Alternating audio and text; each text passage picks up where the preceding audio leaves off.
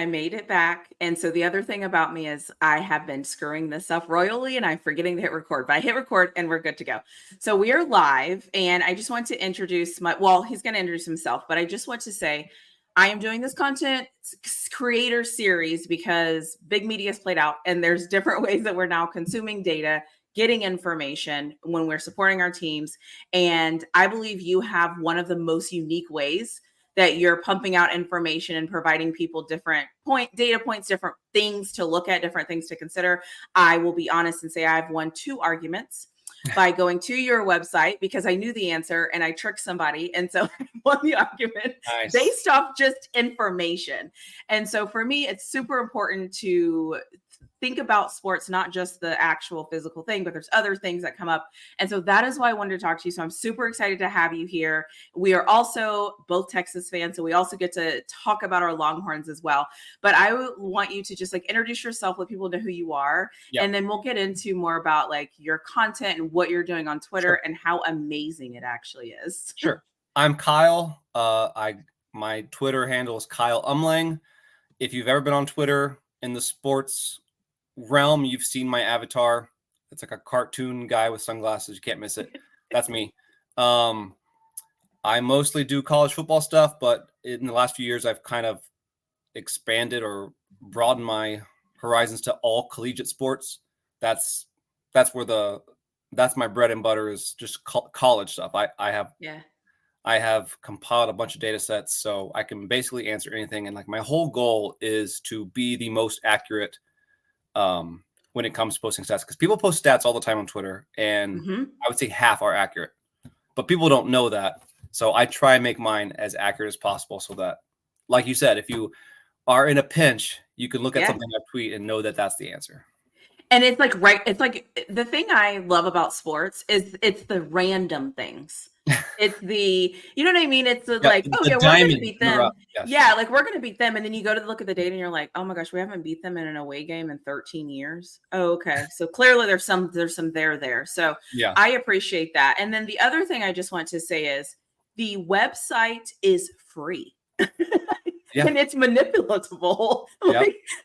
I go on there and I'm like, I know it's going to be here. Let me search my teams. Let me get all of my data, and then let me make my opinion. So thank you for being here, and thank you for being accurate, because I think that's something we don't often talk about. We just assume what people say is right, and it's not always right, and that's terrible. Yes, I despise it. Yeah. So how did you become a fan of Texas just to start? And then how did that transition from I love this team, love this school, love everything, I want to take this a step further and create content around this team? Okay. So I went to Texas 2004 to 2008. That's the golden years. I saw Vince Young win the Natty. Been a fan of Texas ever since, just been obsessed with Texas ever since. Follow football very closely. And then 5 years ago, I was told to get on Twitter for a graduate class for some help on a project. And then I started posting stats about Texas because I always post them to my brothers and they don't really care or respond to them. So I was like, I'll just post on Twitter for people to see. And then which is how all good content starts, by the way. Yeah, that's how all good content creators start, is nobody wants to listen to us. Right. So we have to go somewhere. Yeah. Exactly. I love that. That's so, and when you started, were you this is so weird, but I don't care, I'm just going to do this thing? Or were you people need to know this? Well, so I guess both. So I was doing pro Texas stats only. Okay. All Americans the last decade. Okay. Number 1 NFL draft pick, just whatever stat I could find, I was posting it about Texas. And then some people came on known as trolls, which kept arguing with every single thing I would post. And most of those people were Texas's rival, A&M. And so then my shtick became not only pro Texas, but also anti A&M content. And so now I have a weekly day dedicated to negative A&M content. Aggie Fact Thursday. I've written some books over my Aggie Facts. They're very popular. That just came out of people bothering me from A&M, so I bothered them back. Yeah. The one thing I feel like people don't realize is everybody thinks Texas is soft, right? Because we have money and we have that, we have this, but like we are a bunch of savages when it comes to like our program and our Yeah. like.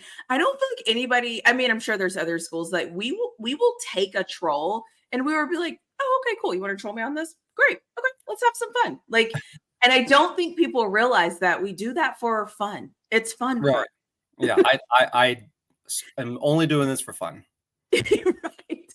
So, what is your favorite moment? Like, what is something or a fact that you've covered or something that you've given and you're Yeah. just, man, this is my go-to. This is my bread and butter and I love pulling out this thing whenever it's time to pull it out. Yeah. So 4 years ago, an Oklahoma guy, he responded to one of my tweets and said, "Stick to stats, meat." I don't know why he called me that, but that became my new like nickname since then. And so you're familiar with Winsipedia, right? Mhm.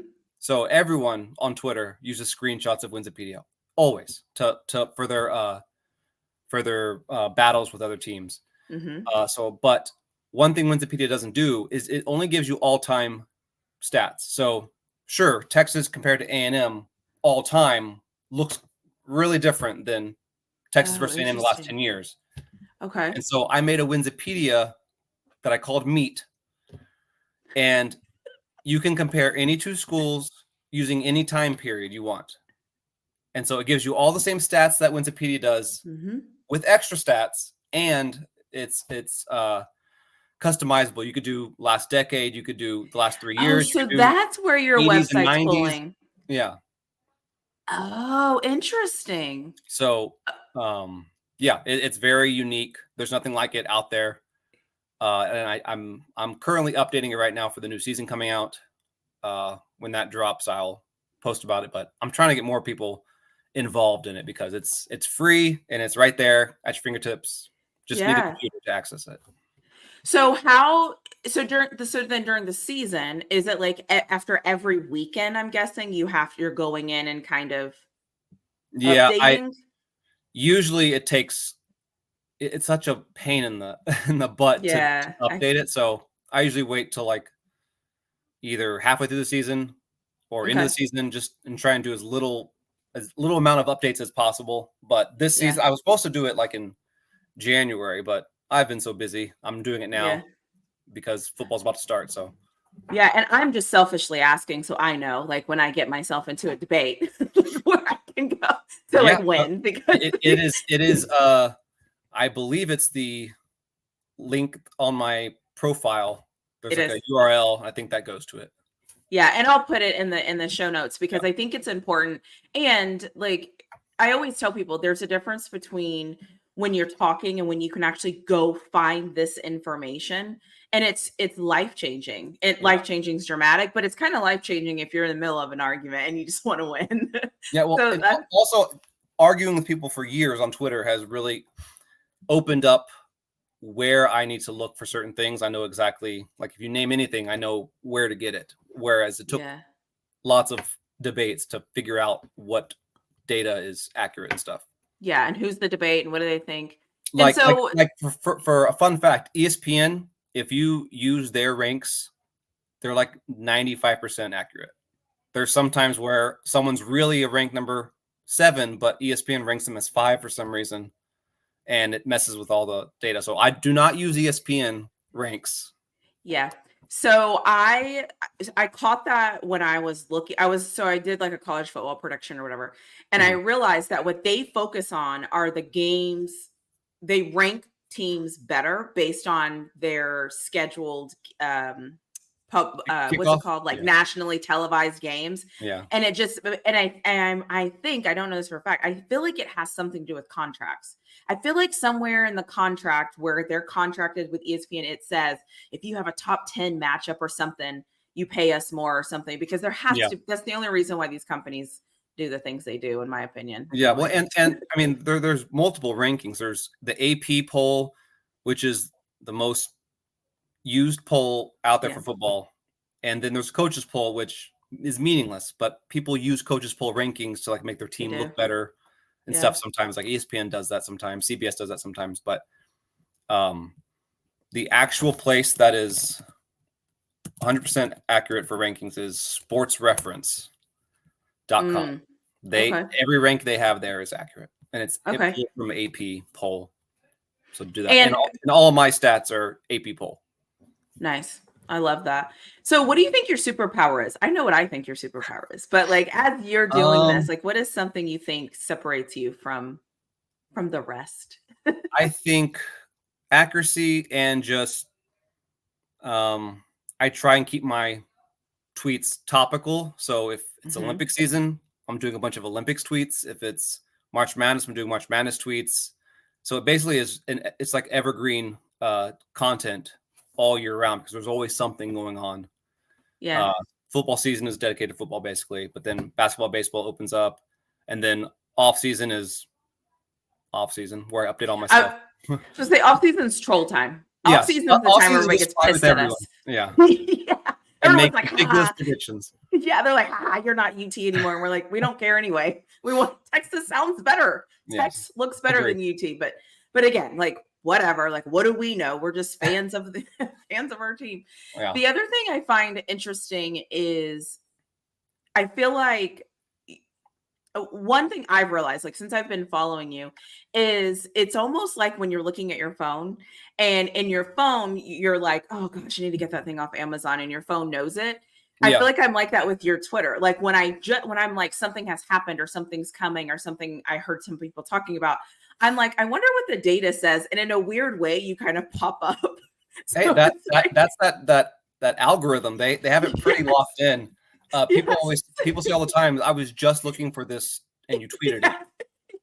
So I'm like, your superpower is that you're in the AI, like whatever. And so it's like, it never fails, by the way. I do try and be like, if current events are always top of mind, if something's happening, if it's worth tweeting about, I'll usually tweet about it. So I always like to be the first person also to like post a stat.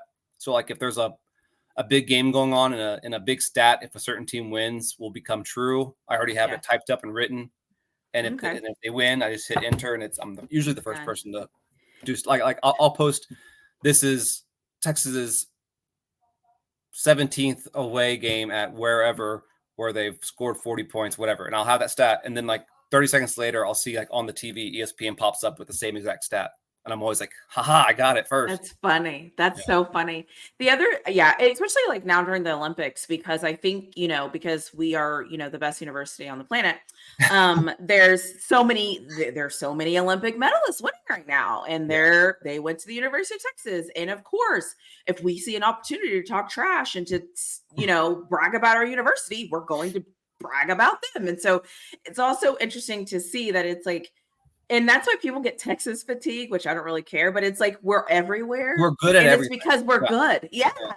That's why I like being a Longhorn. Yeah. Like, don't get mad at us because we're relevant. It's not my problem. Get better. Like, that's what I always say. And like I said before, like I have a couple of teams that I follow, and the Steelers kind of get to brag too. We get to do that too because we are who we are. We've dominated the AFC North. Yeah, 6 Super Bowls. Like we've dominated the AFC North. Like it.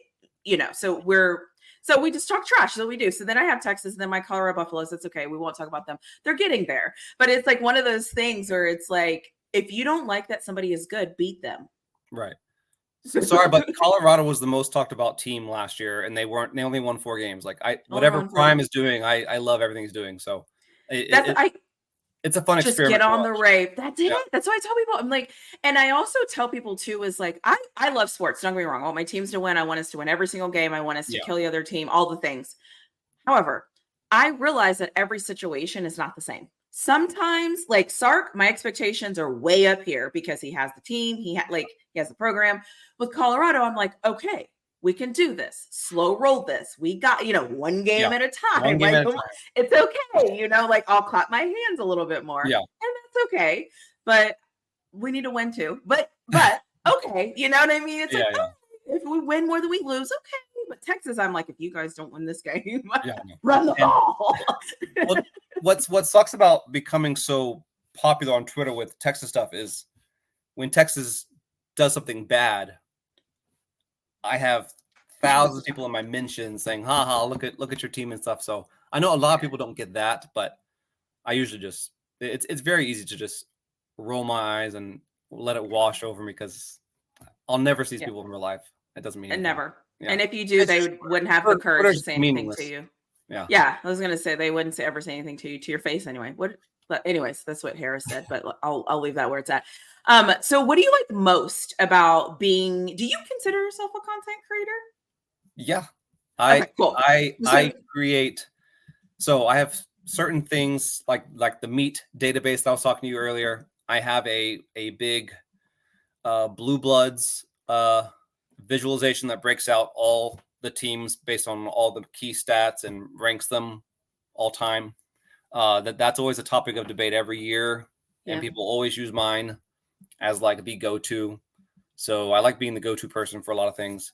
I live tweet every Texas game. Basically, if I'm watching it, I'm usually live tweeting it. So if you can't watch it, as long as you're subscribed to my tweets, you will get notifications on basically when they score or do something. So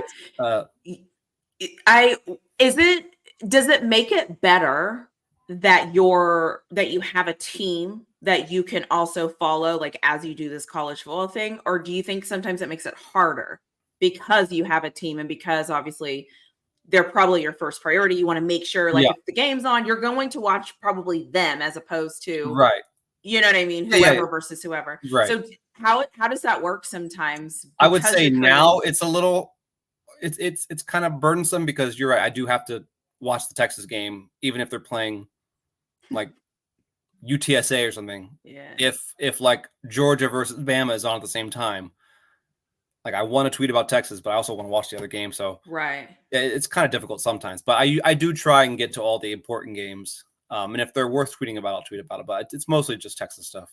But yeah, if I didn't have Texas to talk about constantly, I would probably just do the main games anyway. Yeah, the big games. Yeah. So let's talk Texas. Let's talk all things Texas. I think we as fans, we have very high expectations, which I think are warranted. But what do you feel like success would look like for us? Like at the end of the season, whenever the season's over, that day or that night or whatever, when you look back on the season, like what would you say? You know what? That was a pretty good year. Making the SEC championship game year one it'd be my definition of success for Texas. Okay. You know, there's teams that have been in the SEC for years and haven't made it. You know, A&M's been there since 2012, hasn't made an appearance yet. So if we made an appearance our first year, that's a pretty good accomplishment, regardless of if we win. And I'm pretty confident if we make that game that we'll make the playoff, since it's a 12-team playoff now. So make the playoff and make a conference championship appearance. Can't really do better than that. Yeah. So I have a theory, and I'm curious to know what you think, because I know that you spend time in data. I think that college football, depending on how the year goes, obviously, might have like a 10-2, 9-3 SEC problem, meaning a 10-2, 9-3 SEC team might look like they just might get more of a push or more of an into that 12-team playoff compared to some of these other schools just by strength of schedule. Yeah. Do you see a world where that could be a thing because like, how do you keep out like a 9-3 Alabama as opposed to a 9-3, I'm making this up, 9-3 Kansas State that wins the Big 12 or, you know what I mean? Like, how do you, what do you think? I mean, I think in the last 10 years or so, there's been that SEC bias, as they call it, which is one of the reasons why we've joined the SEC is to benefit from that bias, and then also kind of nullify that bias and kind of prove that it's not really there. If we came out and won the SEC our first year, I think people would put the whole SEC is big, bad, and scary to rest. Ooh, that's so that's what I kind of want to happen, because, you know, I've been dealing with SEC fans on Twitter for years saying that Texas isn't SEC ready. They're going to get eaten up with the SEC schedule. I'm like, no, guys, we beat Bama at Bama by the most points anyone under Nick Saban has lost by. Like, we can handle ourselves in the SEC. So I'm just. I didn't see that coming. That makes sense. Okay. I see where you're going with that, and I like that. It's like, okay, big bag wolf. We can. But with this playoff though, it will be like 3 or 4 SEC teams, 3 or 4 Big Ten teams, and then everyone else is probably going to get one. That's just because they're the mega conferences. They've got a lot of good teams. It's probably how it's going to shake out. Okay. I can see that. Yeah. So when you look at this Texas team, just whether it's through data or just like looking at them as a team, what is something that you don't feel like people are talking about? Like, what is something that you feel like we either do really great at or just something about us that you just don't feel like is often talked about? Well, this year in particular, I haven't really heard anyone talking about our depth chart, like the maturity of our depth chart. Usually, like since Texas has been in its down time period, which is 2010 to like 2021. Usually most years it's like you can say, oh, well, we got a young team. We got like 5 true freshmen starting. So we're gonna have some hiccups. This year, like looking at our depth chart right now, besides like Colin Simmons, who is a true freshman, and Ryan Wingo, who are freshmen who are possibly fighting for starting jobs, it's basically going to be all sophomores, juniors, and seniors on the starting offense and defense. And we haven't had that in a long time. And it makes me pretty ecstatic and confident that we can do well this year, because we're usually playing catch up on positions needing to be refilled. And Sark has done a good job of making sure there's a lot of backups behind every single position. I agree with that. I feel pretty confident with that. Yeah, there's 2 things I always think about. I think it's funny because everybody thinks of Texas and they just think offense, which is fine. Yeah. I just don't think people realize how good our running backs are. Yeah. And nobody ever talks about them. All they do is get drafted first in the NFL. But nobody talks about them. It's like, and it's amazing to me because it's like, really? And it's fine. I mean, it just kind of what it is. And they're so deep. Another thing, it's like we're just like, oh, okay, like whatever. Like, well, okay. We're making a case the last few years for being RBU. Like, hello. And a lot of people get surprised every time someone brings it up, but it's like, if you could look at like the Doak Walker Award, which goes to the most prestigious running back every year, guess who has the most? Yeah, we do. Texas. Yeah. So and people are like, no way. And it's true. We would have won last year if Jonathan Brooks didn't get injured. So we do have a lot of talent running back. Our quarterback room is one of the best in the country. So wide receivers, again, one of the best in the country. It's going to be hard to stop us with the best running back room, quarterback room, and wide receiver room, all on the same team, all on the same side of the ball for that team. I agree. And then you bring in the tight ends, and Sark likes using those tight ends. So it's just, I just, and like I've always said though, my issue isn't on offense. It's really just like, can we do the things we need to do? But it's just amazing when and I guess I get it kind of, but it's like, but not really. I don't really get it because our running backs, I mean, hello, but okay, whatever. Yeah. The other thing I want to mention too is we are recording this in August. It is actually August 6th. So it's going to take probably a week or 2 to release. And I'm saying that because there's a couple of announcements that will come out. We're obviously top recruits, hoping Texas lands them. If they do land them, we will not talk about it here because this was recorded well before that. So I'm just setting the expectation because you would be shocked how many people reach back out to me. And they're like, why didn't you talk about that? And I'm like, this was recorded well before any of that happened. So I'm just throwing that out there. And then the other thing is too, so I always say this when I talk Texas, and it's ridiculous that I have to say this. Texas fans are not worried about a quarterback competition. So we're not going to talk about a quarterback competition because we're real fans and we know that's not real. So we're not going to talk about it. So if you're here to hear about us talk about a quarterback competition, it's not happening because there isn't a competition to talk about. Just throwing that out there. So period. Amen. So the other question I have for you is, what are you looking forward? So I want to know like what game you're looking forward to this year. And then is there anything that you're just looking forward to seeing because it's like football and we love football that is not the standard, can we win 11 games? It's more like, because let me tell you mine. Yeah. My thing that I am curious to see Sark do this year, because I was on his ass last year a couple of times, is he gets away from the run, I feel like, and then he doesn't always take the points. And I think a lot of times it's like, take the points, like just kick the field goal, run back down the field, or like freaking run the ball, please. Yeah. Please. So I'm just curious to know, like, what are things just that you think about, just like as a fan, because you're a fan and you know how we do things, that Yeah. you're like, oh gosh, let's not do that this year, please. I mean, you're right. In the games where it was close or we almost lost or we were up by a lot Oh. and they come back. And it's like, why can't we do this exact same things we were doing in the first half that got us all those points? It's like you said, we go away from the run game when the run game is getting us like 9 yards per play. Why are we throwing it 3 times in a row? We'll never understand. So I would just like to see more complete playing from start to finish. I know it's possible. We've improved steadily since 2021, but like the Houston game last year, too close for comfort, should have lost it. The Kansas State game, we were up by 21 at half and somehow comes down to overtime, last play of the game. Both lucky to get out of there alive. I was at both those games. I feel guilty because I caused that apparently. So I just want dominance on both sides of the ball the entire game. Yeah. That's it. I think if we just play well on offense the entire game, no one is going to stop us. Okay. And then what game are you looking forward to the most? And Georgia's off the table because obviously that's the answer. But like what other team or what other game are you looking forward to? If Michigan hadn't just won the Natty and lost their head coach and like 17 of their best players, I would be very excited for the Michigan game. But I think that's going to be a pretty secure victory for Texas, just based on what I just said. So I'm not really going to talk about that one.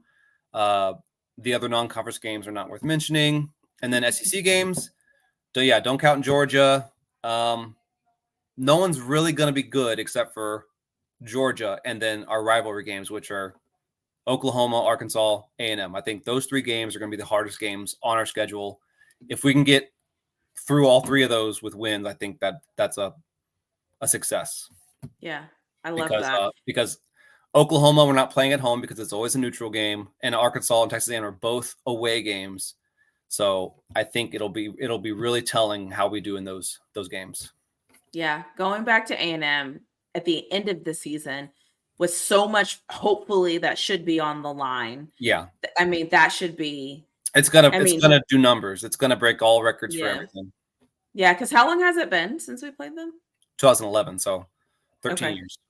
I was telling somebody that I was talking to, I was like, and not only that, I get to see Justin Tucker because he plays for the Ravens. Oh, yeah. And so every time I see that guy out there, I'm like, I love him and I hate him. Because he's on the Ravens. Like he's I know what he's done for me. You know, I can't ever forget the game. But then at the same time, it's like now I have to watch him. Well, now he does stuff against your team. So yeah. So I'm just like, all right, whatever, Tucker. I'm like, whatever.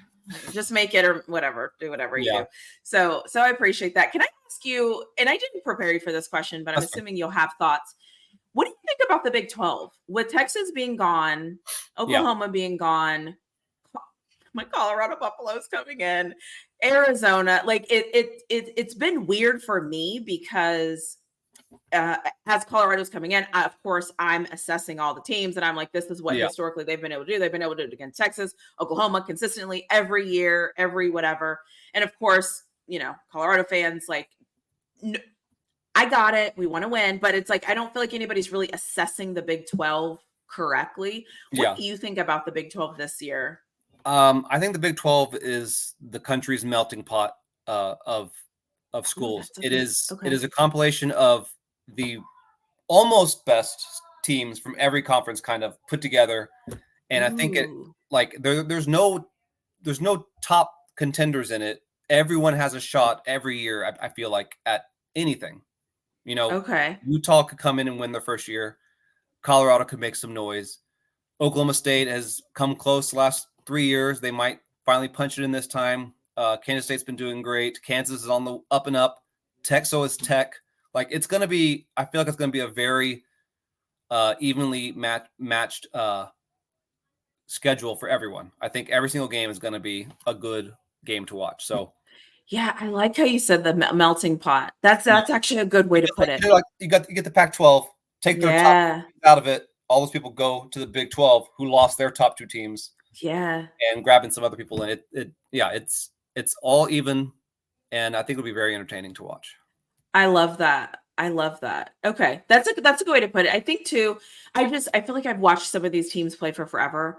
Yeah. Like I don't know Mike Gundy, but like I just kind of feel like him and I are friends because like it's like it's like Yeah. how forever. It's like, oh yeah, Mike Gundy. Oh, this team again. It's like so it's gonna be weird seeing that happen for me this year, but with a different team. And Mhm. then my team playing the games that are like super important that everyone's getting hyped to see. So I don't know. I've been going through this weird thing lately where I'm like, I don't even know what's going to happen this season. It's But gonna be very entertaining. I have a feeling every Colorado game is gonna be heavily watched by everyone. yeah, Yeah. yeah. And then I feel like like Texas, like I shouldn't be nervous, but it means more, and it just does because now Yeah. it's like you have to go out there and do the thing. It's like now the expectation is there, so don't disappoint me. I don't have the stomach for you to disappoint me this year. That's kind of where I'm at.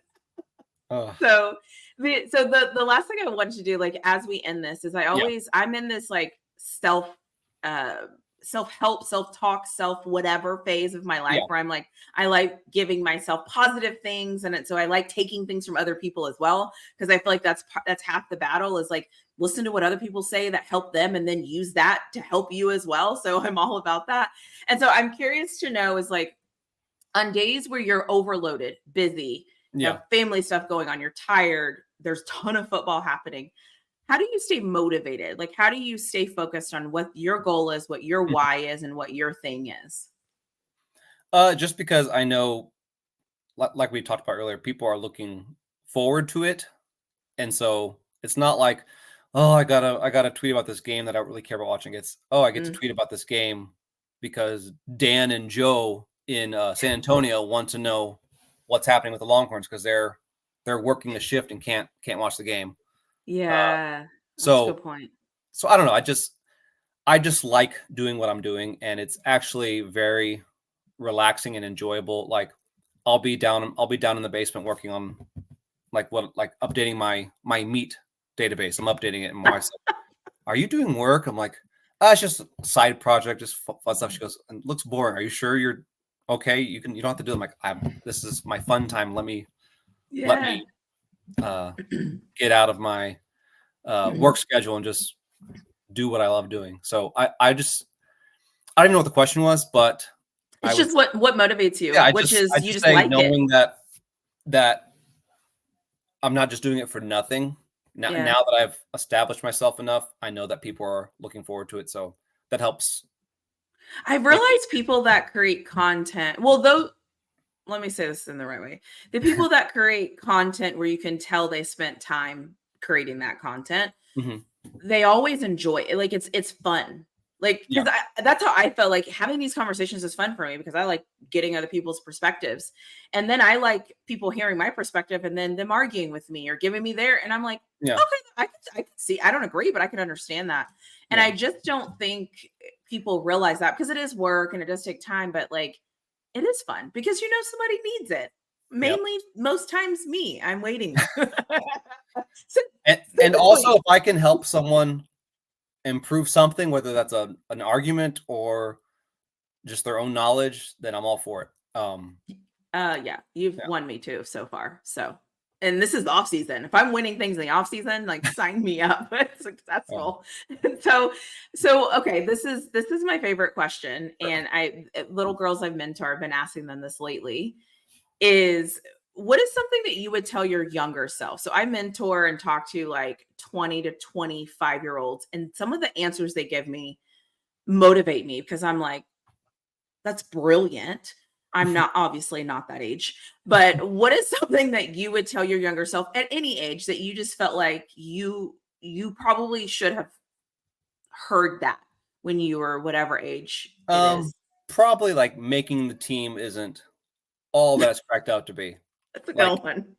in junior high, I was on this baseball team that like won the championship, and then there was like an all stars selection, and I had like a 600 batting average. I was like I had the best average on the team, and I didn't make it. And the coach's son made it, and the coach's son's best friend made it, and I was like, Mm, that sucks. And that happens all the time, all around, but it means nothing because in high school yeah.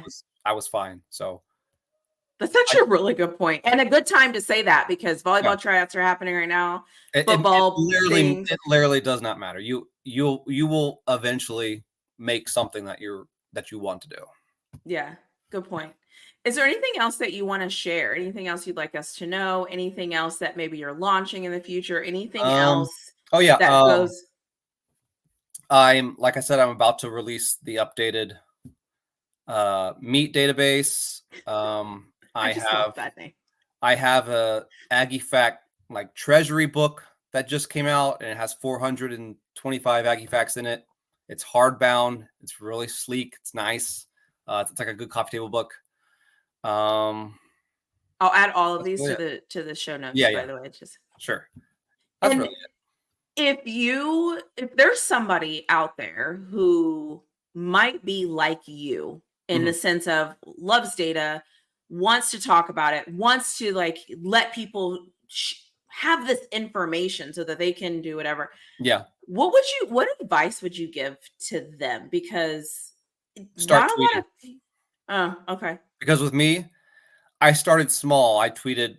It took a year or so to get comfortable with knowing that I was accurate, but Mm, you have to make mistakes first. So start tweeting what you think needs to be tweeted. You can pick okay. whatever team you want.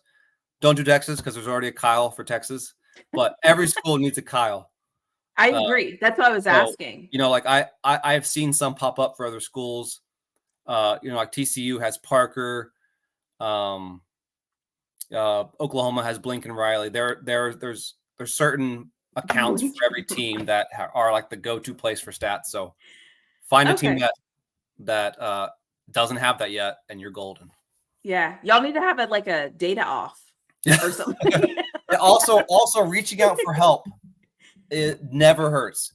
If you want to if I have a question about anything Texas, the only person I can ask to know if it's accurate is John Bianco.